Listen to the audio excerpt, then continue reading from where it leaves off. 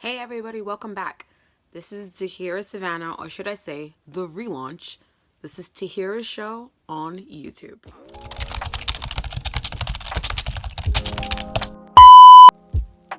Hey everybody, I'm Tahyira Savanna and I'm 32 years old. When I first started this YouTube channel, it was honestly just another thing that I needed to check off on like my task list at the time. I always knew that I love using my voice and all these things, but to keep it real, I got fucking tired of talking and hearing my own voice, and you know what I mean?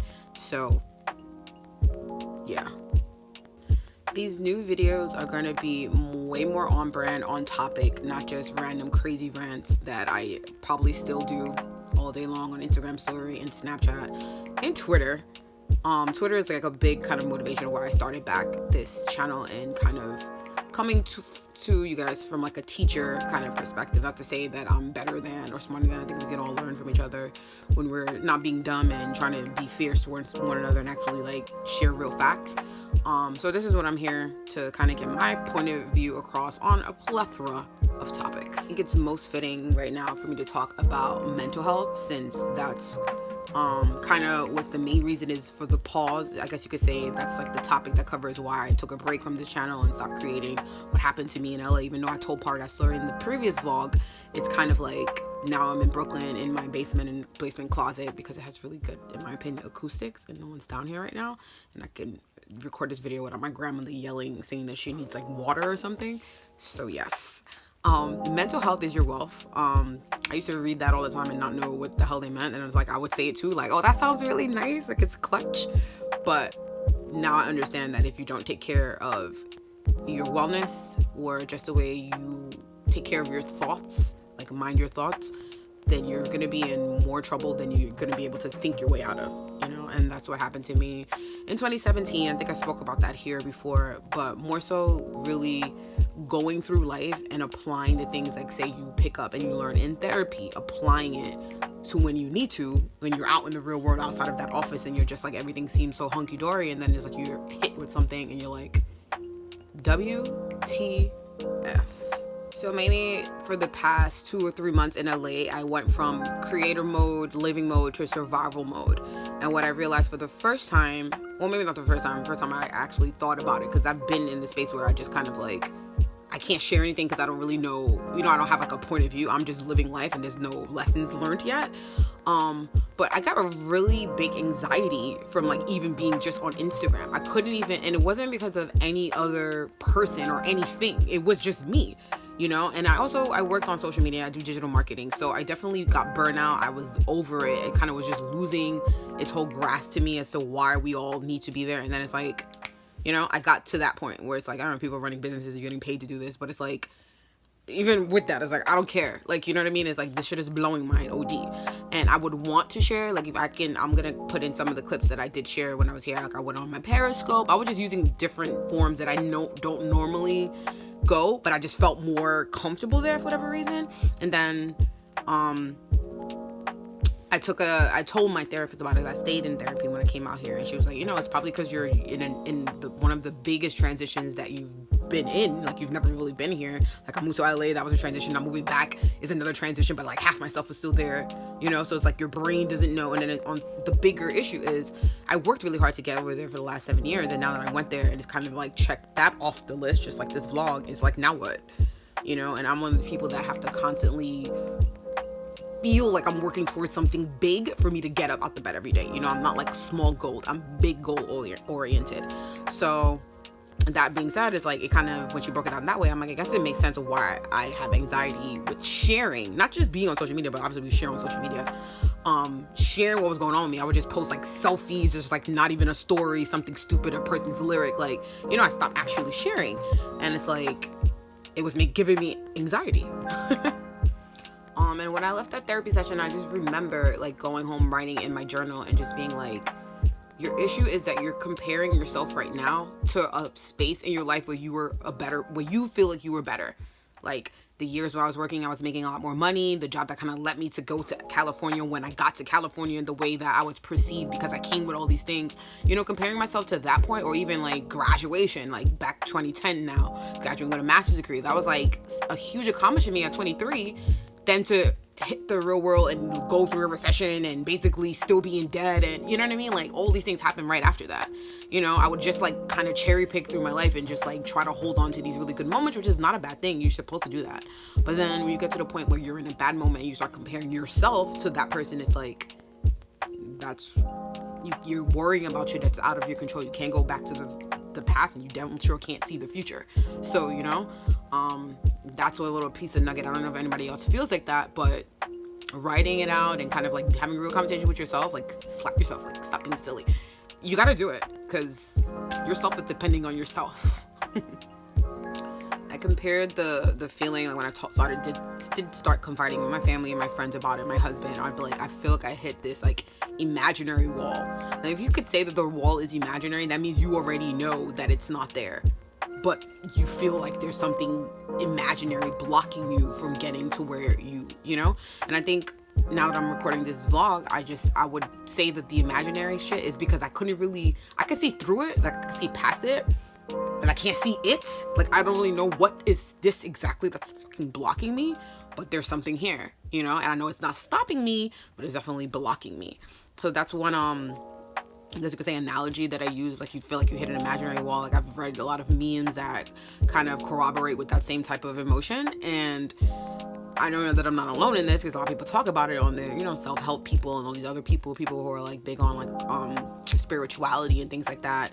They constantly talking about, you know, looking at yourself and being in tune with yourself. And sometimes when you're too in tuned, you're like tracking every emotion that you're going through, you know. And it's like I took a huge break, like not doing anything, like really slowed everything down to almost a halt, where it was like I was still writing and not sharing. I would write all these things on a plan, on a task list, and just leave it there, no intention of trying to get things done, you know. And then it got to a point where I just stopped writing task lists, I stopped carrying notebooks, I stopped carrying planners, you know. I had to like really debunk, or what's the word, like, is it debunk? No, not debunk, I don't know the word. Decompress. I stole that from Seinfeld. It's like I'm still decompressing. Yeah. So with understanding that it was, a lot of my stuff was based on the outside world, I started doing research to see like what other people were feeling. The majority of Americans are sad. We rank the highest on the SAD report. I'm gonna put some stats in here right now that I pulled from the SAD report. Yeah, and that just made me feel really like not as sad, honestly, if I'm being real. And I hate to give negative energy power, but I think there's power in understanding other things that are equally as powerful, you know?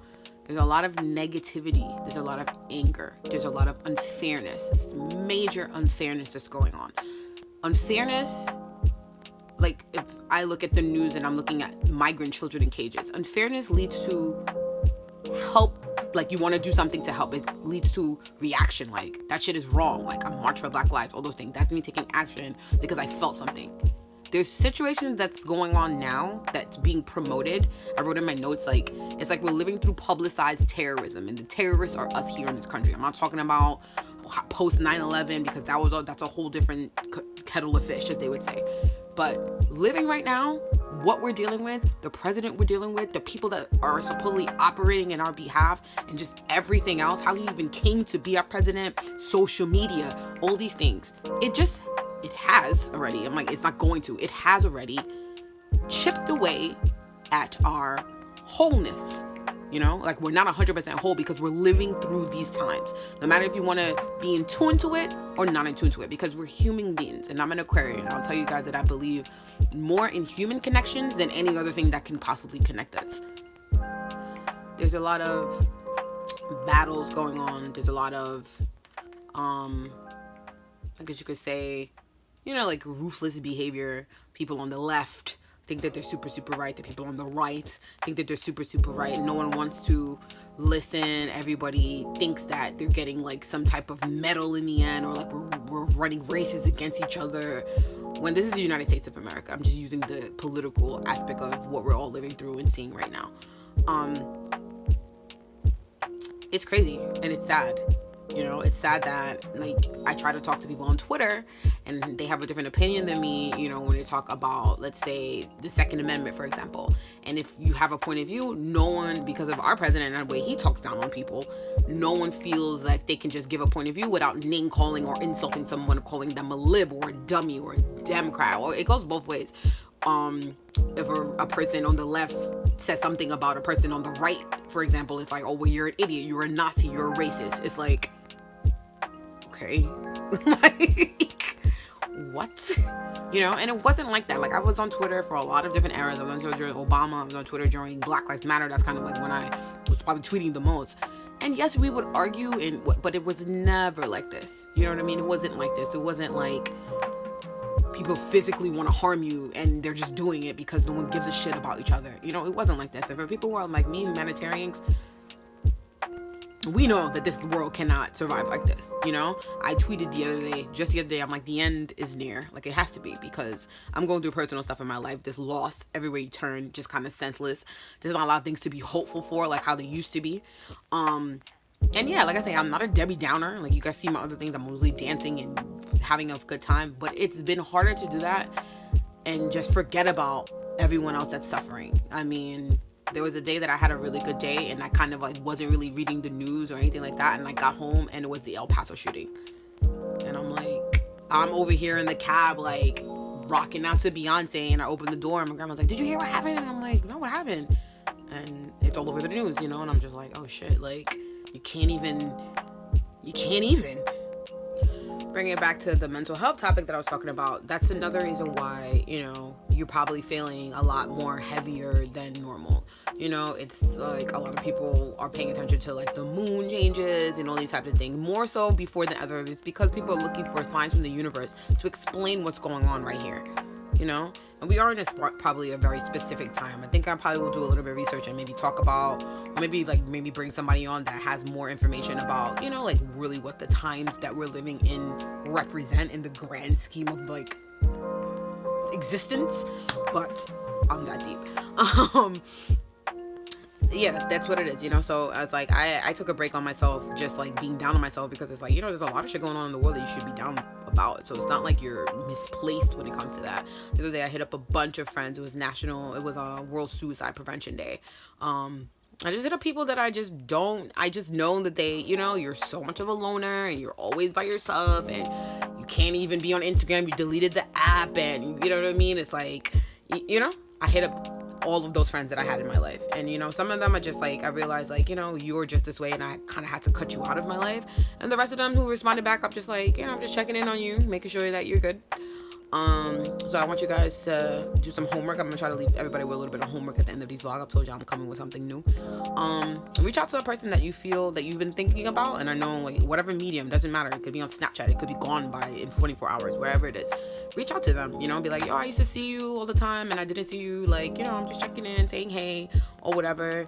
Share somebody's podcast. I mean, everybody under the sun has a podcast at this point. I even created one for myself. I have to redo it because it's gone now. I put it on a platform that erases.